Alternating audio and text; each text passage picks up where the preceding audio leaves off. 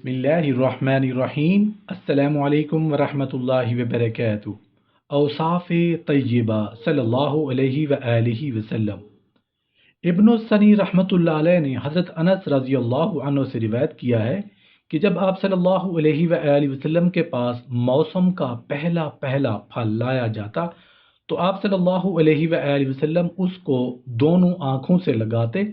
پھر دونوں ہونٹوں سے لگاتے اور پھر پاس بیٹھے ہوئے چھوٹے بچوں کو دے دیتے تھے۔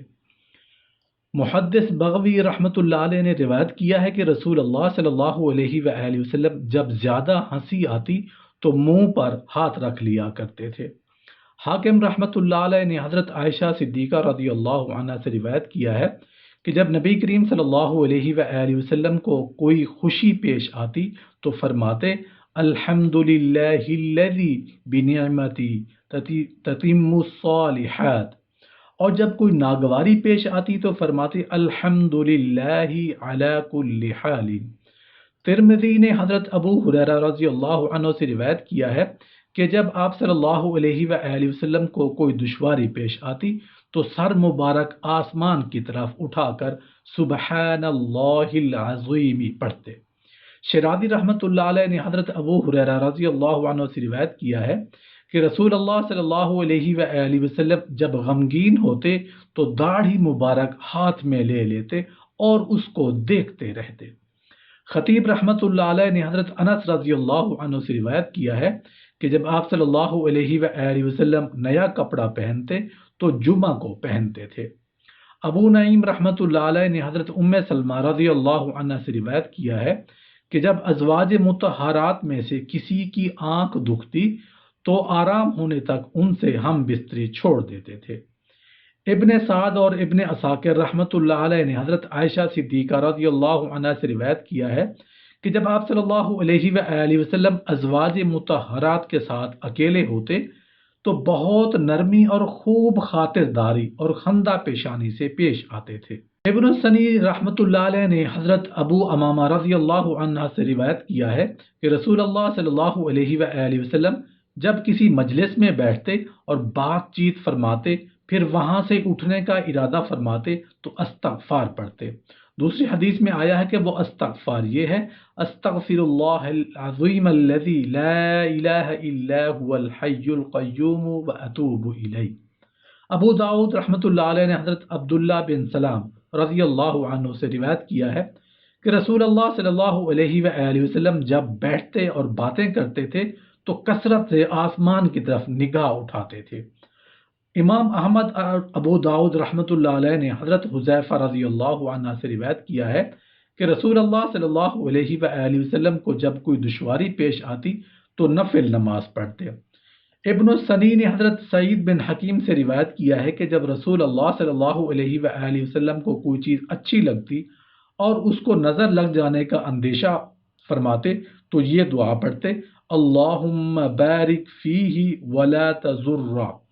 خطیب اور ابن عساکر رحمۃ اللہ علیہ نے حضرت ابن عباس رضی اللہ عنہ سے روایت کیا ہے کہ رسول اللہ صلی اللہ علیہ وآلہ وسلم کی عادت تھی کہ جب سردی کا موسم آتا تو آپ صلی اللہ علیہ وآلہ وسلم جمعہ کی رات سے مکان کے اندر سونا شروع فرماتے اور جب گرمی کا موسم آتا تو جمعہ کی رات سے باہر سونا شروع فرماتے اور جب نیا کپڑا پہنتے تو اللہ تعالیٰ کی حمد و ثنا فرماتے اور 2 رکعت نماز پڑھتے اور پرانا کپڑا کسی ضرورت مند کو عطا فرما دیتے۔ ابن مندہ رحمۃ اللہ علیہ نے حضرت سہیل رضی اللہ عنہ سے روایت کیا ہے کہ رسول اللہ صلی اللہ علیہ وآلہ وسلم جب کسی بات یا کسی کام سے راضی ہوتے تو خاموشی اختیار فرماتے۔ ابن المبارک اور ابن سعد رضی اللہ عنہ روایت کرتے ہیں کہ رسول کریم صلی اللہ علیہ وآلہ وسلم جب کسی جنازہ میں تشریف لے جاتے تو بہت خاموشی اختیار فرماتے اور موت کو یاد فرماتے تھے۔ حاکم ابو داؤد اور ترمذی رحمۃ اللہ علیہ نے حضرت ابو ہریرہ رضی اللہ عنہ سے روایت کیا ہے کہ رسول اللہ صلی اللہ علیہ وآلہ وسلم کو چھینک آتی تو اپنا ہاتھ یا کپڑا منہ پر رکھ لیتے اور آواز کو پست فرما لیتے۔ مسلم اور ابو داؤد نے حضرت عائشہ صدیقہ رضی اللہ عنہ سے روایت کیا ہے کہ جب رسول اللہ صلی اللہ علیہ وآلہ وسلم کو کوئی عمل شروع فرماتے پھر اس کو ہمیشہ کیا کرتے تھے۔ ابن ابی دنیا نے حضرت ابو ہریرہ رضی اللہ عنہ سے روایت کیا ہے کہ رسول اللہ صلی اللہ علیہ وآلہ وسلم کھڑے ہونے کی حالت میں غصہ آتا تو آپ صلی اللہ علیہ وآلہ وسلم بیٹھ جاتے، اور بیٹھنے کی حالت میں غصہ آتا تو آپ صلی اللہ علیہ وآلہ وسلم لیٹ جاتے۔ ترمذی نے حضرت ابو ہریرہ سے روایت کیا ہے کہ رسول اللہ صلی اللہ علیہ وآلہ وسلم جب کرتا پہنتے تو دائیں طرف سے شروع فرماتے، یعنی پہلے دایاں ہاتھ اس میں داخل فرماتے۔ حاکم رحمۃ اللہ علیہ نے حضرت جابر سے روایت کیا ہے کہ جب رسول اللہ صلی اللہ علیہ وآلہ وسلم چلتے تھے تو ادھر ادھر نہیں دیکھتے تھے۔ ترمذی نے حضرت حفصہ رضی اللہ عنہ سے روایت کیا ہے کہ آپ صلی اللہ علیہ وآلہ وسلم کا بچھونا ٹاٹ کا تھا۔ امام احمد، ترمذی اور ابن ماجہ نے حضرت عائشہ صدیقہ رضی اللہ عنہ سے روایت کیا ہے کہ رسول اللہ صلی اللہ علیہ وآلہ وسلم کا تکیہ چمڑے کا تھا جس میں کھجور کے درخت کی چھال بھری ہوئی تھی۔ طبرانی نے نعمان بن بشیر سے روایت کیا ہے کہ رسول اللہ صلی اللہ علیہ وآلہ وسلم کو معمولی درجہ کے چھہارے بھی اس قدر میسر نہ آتے جس سے آپ شکم سیر ہو جاتے۔ ترمذی نے حضرت انس رضی اللہ عنہ سے روایت کیا ہے کہ آپ صلی اللہ علیہ وآلہ وسلم کال کے لیے کوئی چیز جمع نہیں رکھتے تھے۔ طبرانی نے حضرت ابن عباس سے روایت کیا ہے کہ جب آپ صلی اللہ علیہ وآلہ وسلم چلتے تھے تو لوگوں کو آپ کے آگے سے نہ ہٹایا جاتا تھا اور نہ مارا جاتا تھا۔ خطیب نے حضرت عائشہ صدیقہ رضی اللہ عنہ سے روایت کیا ہے کہ جب رسول اللہ صلی اللہ علیہ وآلہ وسلم کے سامنے کھانا لایا جاتا اور دوسرے لوگ بھی آپ کے ساتھ شریک ہوتے تو آپ صلی اللہ علیہ وآلہ وسلم اپنے آگے سے کھاتے، اور جب آپ صلی اللہ علیہ وآلہ وسلم کے پاس چھہارے لائے جاتے تو ہر طرف سے لے لیتے تھے۔ مسلم اور امام احمد نے حضرت انس بن مالک سے روایت کیا ہے کہ جب آپ صلی اللہ علیہ وآلہ وسلم کھانا کھاتے تو اپنی ان 3 انگلیوں کو جن سے آپ کھایا کرتے تھے چاٹ لیا کرتے تھے۔ ابو داؤد اور ابن ماجہ نے حضرت ابو موسیٰ اشعری سے روایت کیا ہے کہ رسول اللہ صلی اللہ علیہ وآلہ وسلم جب کسی کو کام کے لیے بھیجتے تو فرما دیتے کہ لوگوں کو خوشخبری سنایا کرو، ان کو نفرت نہ دلاؤ، آسانی کرو، سختی نہ کیا کرو۔ ابن السنی نے مجاہد سے روایت کیا ہے کہ آپ صلی اللہ علیہ وآلہ وسلم کو بکری کے گوشت میں اس کا اگلا حصہ یعنی دستی کا گوشت زیادہ پسند تھا۔ حاکم نے حضرت عائشہ صدیقہ رضی اللہ عنہ سے روایت کیا ہے کہ پینے کی چیزوں میں آپ صلی اللہ علیہ وآلہ وسلم کو ٹھنڈا اور میٹھا پانی زیادہ محبوب تھا۔ ابن السنی نے اور ابو نعیم نے حضرت عائشہ صدیقہ رضی اللہ عنہ سے روایت کیا ہے کہ آپ صلی اللہ علیہ وآلہ وسلم کو پینے کی چیزوں میں شہد کا شربت بہت زیادہ محبوب تھا۔ ابو نعیم نے حضرت ابن عباس سے روایت کیا ہے کہ رسول اللہ صلی اللہ علیہ وآلہ وسلم کو ہر قسم کے سالن میں سرکہ زیادہ محبوب تھا۔ مسلم نے حضرت انس سے روایت کیا ہے کہ آپ صلی اللہ علیہ وآلہ وسلم کو پسینہ زیادہ آتا تھا، اور عزیزی میں ہے کہ حضرت سلیم رضی اللہ عنہ رسول کریم صلی اللہ علیہ وآلہ وسلم کے پسینہ کو اکٹھا کر لیتی تھیں اور دوسری خوشبو میں ملا لیتی تھیں کیونکہ وہ خوشبودار ہوتا تھا۔ مسلم نے حضرت جابر سے روایت کی ہے کہ میوہ جات میں آپ صلی اللہ علیہ وآلہ وسلم کو تازہ کھجوریں اور خربوزہ زیادہ محبوب تھا۔ ابو نعیم نے حضرت ابن عباس رضی اللہ عنہ سے روایت کیا ہے کہ آپ صلی اللہ علیہ وآلہ وسلم کو دستی کا گوشت دوسرے حصوں کے گوشت سے زیادہ پسند تھا۔ امام احمد اور نسائی نے سند صحیح حضرت ابو واقد رضی اللہ عنہ سے روایت کیا ہے کہ جب آپ صلی اللہ علیہ وآلہ وسلم امام ہوتے تو نماز بہت مختصر پڑھتے تھے، اور جب تنہا نماز پڑھتے تھے تو بہت طویل نماز پڑھتے تھے۔ آپ صلی اللہ علیہ وآلہ وسلم مقتدیوں کے ساتھ اس لیے مختصر نماز پڑھتے تھے کہ ان کو تکلیف نہ ہو، اور تنہا اس لیے نماز لمبی پڑھتے تھے کہ نماز آپ صلی اللہ علیہ وآلہ وسلم کی ٹھنڈک ہے، اس میں آپ کو چین اور سکون حاصل ہوتا تھا۔ حضرت ابو داؤد نے حضرت عائشہ صدیقہ رضی اللہ عنہ سے روایت کیا ہے کہ رسول مقبول صلی اللہ علیہ وآلہ وسلم کا کلام جدا جدا ہوتا تھا، جو شخص اس کو سنتا تھا سمجھ لیتا تھا۔ بہیقی نے حضرت عائشہ صدیقہ رضی اللہ عنہ سے روایت کیا ہے کہ رسول اللہ صلی اللہ علیہ وآلہ وسلم کو تمام بری عادتوں سے جھوٹ سب سے زیادہ ناگوار ہوتا تھا۔ بہیقی، ابو داؤد، نسائی نے حضرت انس سے روایت کیا ہے کہ آپ صلی اللہ علیہ وآلہ وسلم کو سب کپڑوں میں یمنی چادر سب سے زیادہ پسند تھی، جس میں کئی رنگ ہوتے تھے، اور عزیزی نے ابن ارسلان رحمۃ اللہ علیہ سے اس کپڑے کے پسندیدہ ہونے کی یہ حکمت نقل کی ہے کہ وہ کپڑا بہت زیادہ زینت والا نہیں ہوتا تھا، بلکہ سادہ، اور وہ میلا بھی کم ہوتا تھا۔ ابن اساکر نے حضرت سالم بن عبداللہ اور حضرت قاسم بن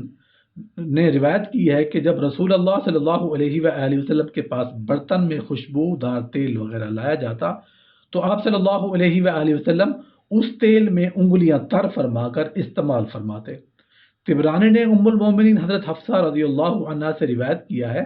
کہ آپ صلی اللہ علیہ وآلہ وسلم جب سونے کے لیے لیٹتے تو اپنے دائیں ہاتھ کو دائیں رخسار کے نیچے رکھ لیتے تھے۔ شیرازی نے القاب میں حضرت عائشہ صدیقہ رضی اللہ عنہ سے روایت کیا ہے کہ آپ صلی اللہ علیہ وآلہ وسلم جب سر میں تیل لگانے کا قصد فرماتے تو بائیں ہاتھ کی ہتھیلی پر ڈال کر ابرو سے لگانا شروع کرتے، پھر دونوں آنکھوں پر لگاتے، پھر سر پر لگاتے۔ ابو داؤد نے ترمذی اور حضرت انس اور حضرت جابر سے روایت کیا ہے کہ جب آپ صلی اللہ علیہ وآلہ وسلم قضاء حاجت کے لیے تشریف لے جاتے تو اپنے کپڑے کو اس وقت تک نہ اٹھا لیتے جب تک کہ زمین کے قریب نہ ہو جاتے، تاکہ بغیر ضرورت سطر نہ کھلنے پائے۔ سطر کھلنے کی ضرورت تو اسی وقت ہوتی ہے جب قضاء حاجت کے لیے آدمی بیٹھ جائے، پہلے سے سطر کھولنے کی چونکہ کوئی حاجت نہیں، اس لیے آپ صلی اللہ علیہ وآلہ وسلم عین ضرورت کے وقت سطر کھولتے تھے۔ ابو داؤد، نسائی اور ابن ماجہ نے حضرت عائشہ صدیقہ رضی اللہ عنہا سے روایت کیا ہے کہ جب آپ صلی اللہ علیہ وآلہ وسلم جنابت کی حالت میں بغیر غسل کیے سونے کا ارادہ فرماتے تو وضو فرما لیتے، اور جب غسل کرنے سے پہلے کھانے یا پینے کا ارادہ ہوتا تو دونوں ہاتھ گٹوں تک دھو لیتے، پھر کھاتے پیتے۔ حاکم نے حضرت عبداللہ بن یزید رضی اللہ عنہ سے روایت کیا ہے کہ جب رسول اللہ صلی اللہ علیہ وآلہ وسلم لشکر کو رخصت فرماتے تو یہ دعا پڑھتے: استودع اللہ دینکم و امانتکم و اخواتکم و اعمالکم۔ حکیم ترمذی نے حضرت عبداللہ بن کعب سے روایت کیا ہے کہ رسول اللہ صلی اللہ علیہ وآلہ وسلم جب مسواک فرما لیتے تو آپ کے پاس جو بڑا شخص ہوتا اس کو عنایت فرما دیتے، اور جب کچھ پانی وغیرہ پیتے تو بچا ہوا اس شخص کو عنایت فرماتے جو آپ کی دائیں طرف ہوتا۔ ابن سنی نے اور طبرانی نے حضرت عثمان بن ابی العاص سے روایت کیا ہے کہ جب شمالی ہوائیں چلتی تو رسول اللہ صلی اللہ علیہ وآلہ وسلم یہ دعا پڑھتے: اللہم انی اعوذ بک من شر ما ارسلت فیہا، یا اللہ میں تجھ سے پناہ مانگتا ہوں اس چیز کے شر سے جس کو آپ نے اس ہوا میں بھیجا ہے۔ امام احمد اور حاکم نے حضرت عائشہ صدیقہ رضی اللہ عنہ سے روایت کیا ہے کہ جب رسول اللہ صلی اللہ علیہ وآلہ وسلم کو اپنے اہل بیت میں سے کسی کے بارے میں معلوم ہوتا کہ اس نے ایک دفعہ بھی جھوٹ بولا ہے تو آپ صلی اللہ علیہ وآلہ وسلم اس وقت تک اس سے ناراض رہتے جب تک کہ وہ شخص توبہ نہ کر لیتا، اور جب توبہ کر لیتا تو آپ اس سے راضی ہو جاتے۔ امام احمد نے حضرت عقبہ بن عامر سے روایت کیا ہے کہ رسول اللہ صلی اللہ علیہ وآلہ وسلم جب سرما لگاتے تو طاق عدد میں سلائی آنکھوں میں پھیرتے۔ دوسری حدیث میں جس میں ترمذی وغیرہ نے روایت کیا ہے کہ ہر آنکھ میں 3 سلائی سرما لگاتے تھے۔ ابو داؤد، ترمذی نے حضرت صخر بن وداع سے روایت کیا ہے کہ رسول اللہ صلی اللہ علیہ وآلہ وسلم جب لشکر کو روانہ کرنے کا ارادہ فرماتے تو دن کے شروع میں روانہ فرماتے تھے، کیونکہ وہ برکت کا وقت ہوا کرتا ہے۔ ابو داؤد نے حضرت عائشہ صدیقہ رضی اللہ عنہ سے روایت کیا ہے کہ رسول اللہ صلی اللہ علیہ وآلہ وسلم کی یہ عادت تھی کہ جب آپ صلی اللہ علیہ وآلہ وسلم کو کسی شخص کی کوئی بات بری معلوم ہوتی تو آپ اس کو نصیحت کے وقت یہ نہیں فرماتے تھے کہ فلاں شخص کا کیا حال ہے، کہ وہ ایسا کام کرتا ہے یا ایسی بات کہتا ہے، بلکہ یوں فرماتے تھے کہ لوگوں کا کیا حال ہے، کہ ایسی ایسی باتیں یعنی بری باتیں کہتے ہیں، اور ایسے ایسے یعنی برے کام کرتے ہیں۔ سبحان اللہ، کیا حسن اخلاق تھے رسول اللہ صلی اللہ علیہ وآلہ وسلم کے، اور کیا دانائی تھی کہ نصیحت بھی اور اس طرح فرماتے تھے کہ جس سے مقصود بھی حاصل ہو جائے، اور وہ مجرم رسوا بھی نہ ہو اور اس کو شرمندگی بھی نہ ہو، بلکہ نصیحت کی قدر کرے اور اس پر عمل کرے۔ ابو نعیم نے حلیت الاولیاء میں حضرت ابو سعید خدری رضی اللہ عنہ سے روایت کیا ہے کہ رسول اللہ صلی اللہ علیہ وآلہ وسلم جب صبح کھانا کھا لیتے تو شام کو نہ کھاتے تھے، اور جب شام کو کھا لیتے تھے تو صبح کو نہ کھاتے تھے۔ مقصود یہ ہے کہ آپ صلی اللہ علیہ وآلہ وسلم دن میں ایک وقت کھانا کھاتے تھے، کبھی صبح کو اور کبھی شام کو۔ ابن ماجہ نے حضرت عائشہ صدیقہ رضی اللہ عنہ سے روایت کیا ہے کہ رسول اللہ صلی اللہ علیہ وآلہ وسلم جب وضو فرماتے تھے تو اگر مکروہ وقت نہ ہوتا تو 2 رکعت نماز نفل تحیۃ الوضو پڑھ لیتے تھے، پھر فرض نماز پڑھنے کے لیے مسجد تشریف لے جاتے تھے۔ بہیقی اور خطیب نے حضرت حسن بن محمد بن علی سے روایت کیا ہے کہ رسول اللہ صلی اللہ علیہ وآلہ وسلم کے پاس جب مال آتا تو اگر صبح کے وقت آتا تو دوپہر تک نہیں رکھتے تھے، اور اگر شام کے وقت آتا تو رات تک نہیں رکھتے تھے۔ ابن سعد نے مجاہد سے روایت کیا ہے کہ رسول اللہ صلی اللہ علیہ وآلہ وسلم جب کسی عورت کو نکاح کا پیغام دیتے تھے اور وہ منظور نہ ہوتا تھا تو دوبارہ اس کا ذکر نہیں فرماتے تھے، یعنی اصرار نہیں فرماتے تھے۔ اگر پیغام منظور ہو جاتا تو نکاح فرما لیتے، ورنہ خاموش رہتے اور کسی پر دباؤ نہیں ڈالتے تھے۔ آپ صلی اللہ علیہ وآلہ وسلم نے ایک عورت کو پیغام نکاح دیا، اس نے انکار کیا، پھر خود اس نے آپ صلی اللہ علیہ وآلہ وسلم سے نکاح کرنا چاہا تو آپ صلی اللہ علیہ وآلہ وسلم نے فرمایا ہم نے دوسری عورت سے نکاح کر لیا ہے۔ ابن سعد نے حبیب بن صالح سے روایت کیا ہے کہ رسول اللہ صلی اللہ علیہ وآلہ وسلم جب بیت الخلاء میں تشریف لے جاتے تو جوتے پہن کر جاتے اور سر کو ڈھک لیتے تھے۔ بخاری نے حضرت ابن عباس سے روایت کیا ہے کہ رسول اللہ صلی اللہ علیہ وآلہ وسلم جب کسی مریض کی عیادت فرماتے تو اس سے یہ کہتے تھے لا باس طہور انشاء اللہ تعالی۔ طبرانی نے حضرت ابو ایوب انصاری سے روایت کیا ہے کہ رسول اللہ صلی اللہ علیہ وآلہ وسلم جب دعا فرماتے تو پہلے اپنے لیے دعا فرماتے، پھر دوسروں کے لیے دعا فرماتے۔ نسائی نے حضرت صوبان رضی اللہ عنہ سے روایت کیا ہے کہ جب رسول اللہ صلی اللہ علیہ وآلہ وسلم کو کسی بات سے پریشانی ہوتی تو یہ دعا پڑھتے اللہ اللہ ربی لا شریک لہ۔ ابو داؤد نے حضرت عثمان سے روایت کیا ہے کہ رسول اللہ صلی اللہ علیہ وآلہ وسلم جب مردہ کے دفن سے فارغ ہوتے تھے تو قبر پر کچھ دیر ٹھہرتے تھے اور آپ کے ساتھی بھی ٹھہر جاتے تھے، اور آپ صلی اللہ علیہ وآلہ وسلم فرماتے تھے کہ اپنے مردہ بھائی کے لیے اللہ تعالیٰ سے مغفرت طلب کرو اور اس کے لیے ثابت قدم رہنے کی دعا کرو، اس لیے کہ اس وقت اس سے سوال کیا جاتا ہے، یعنی منکر نکیر کے سوال کا وقت ہے، اس لیے اس کے جواب میں ثابت قدم رہنے کی دعا کرو تاکہ مردے کو پریشانی نہ ہو۔ ابن سعد نے اسماعیل بن عیاش سے روایت کیا ہے کہ نبی کریم صلی اللہ علیہ وآلہ وسلم لوگوں کے تکلیف دینے پر سب سے زیادہ صبر فرماتے تھے۔ ترمذی نے ہند بن ابی حالہ رضی اللہ عنہ سے ایک طویل حدیث روایت کی ہے کہ آپ صلی اللہ علیہ وآلہ وسلم چلتے وقت قوت سے پاؤں اٹھاتے اور قدم اس طرح رکھتے تھے کہ گویا آگے کو جھک جاتے، اس طرح تواضع کے ساتھ قدم بڑھا کر چلتے کہ گویا کسی بلندی سے پستی میں اتر رہے ہیں۔ جب کسی چیز کی طرف دیکھتے تو پورا رخ پھیر کر اس کی طرف دیکھتے، نگاہ نیچی رکھتے تھے۔ آپ صلی اللہ علیہ وآلہ وسلم کی نظر بنسبت آسمان کے زمین کی طرف بہت زیادہ رہتی تھی، اور آپ صلی اللہ علیہ وآلہ وسلم صحابہ کرام کے پیچھے چلا کرتے تھے۔ آپ صلی اللہ علیہ وآلہ وسلم کی عام عادت مبارکہ آنکھیوں سے دیکھنے کی تھی، مطلب یہ ہے کہ انتہا درجے کی حیا کی وجہ سے پورا سر اٹھا کر اور نگاہ بھر کر نہیں دیکھتے تھے۔ جب کوئی شخص آپ صلی اللہ علیہ وآلہ وسلم سے ملتا تو پہلے آپ صلی اللہ علیہ وآلہ وسلم ہی اس کو سلام فرمایا کرتے تھے۔